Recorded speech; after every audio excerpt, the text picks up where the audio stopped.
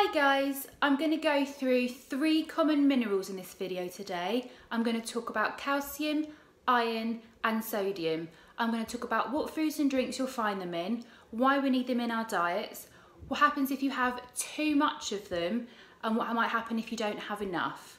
Hope you enjoy. So let's start with calcium.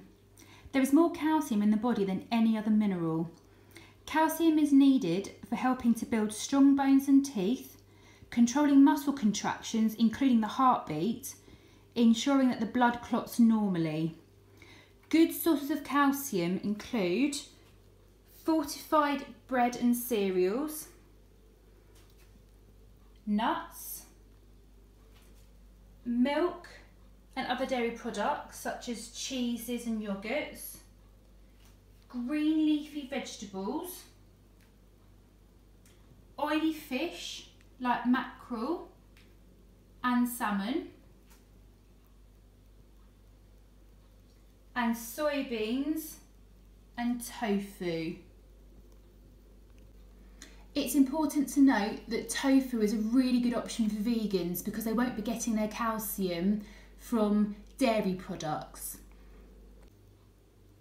It's important to get enough calcium in your diet.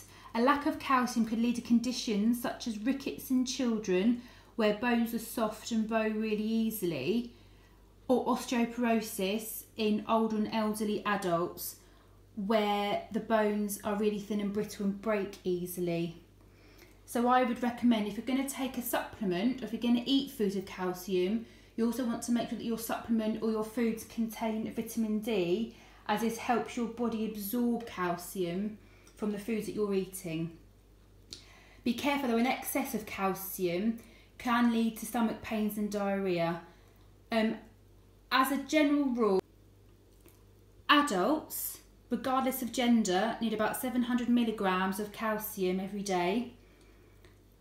4-year-olds and under only need about 450 milligrams. And teenagers need anywhere between 800 milligrams and 1000 milligrams. This is because they're growing at a much faster rate. Okay, let's look at iron next. Iron is stored in the liver and is needed for making red blood cells which carry oxygen around the body. You can get iron from both animal and plant sources. Key things to look out for would be meat, particularly red meat, and liver products, eggs, and then fortified breads and cereals, beans and nuts, dried fruit, and dark green leafy vegetables, particularly things like spinach and kale, are excellent sources of iron. You should eat and drink foods or take supplements containing vitamin C if you're going to be consuming foods rich in iron, as vitamin C helps your body absorb iron from what you're eating. Good examples of vitamin C will be things like fresh fruit, particularly citrus fruits, fruit juices, and then vegetables like peas, tomatoes, potatoes, peppers. It's really important that you're getting enough iron in your diet, otherwise you can develop something called iron deficiency anemia. Symptoms of anemia include tiredness, dizziness, shortness of breath during exercise, a pale appearance, and brittle nails and cracked lips. Women and teenage girls are at much greater risk of developing iron deficiency anemia, so they must be careful. Teenage girls and women of childbearing age should ensure they have enough iron in their diet. An adult male only requires 8.7 milligrams of iron in his diet a day, and teenage boys require 11.3 milligrams of iron in their day, compared to teenage girls and adult women who require 14.8 milligrams of iron every day.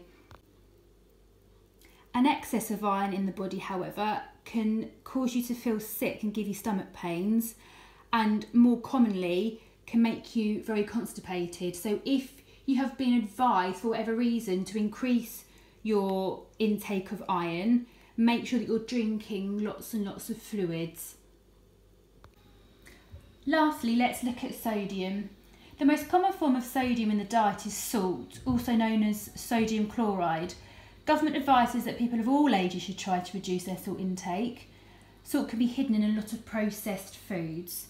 So sources of salt will include things like ready meals, smoked fish, a smoked mackerel, smoked haddock, savoury snacks like crisps, salted nuts, canned food, bread, cheeses and bacon.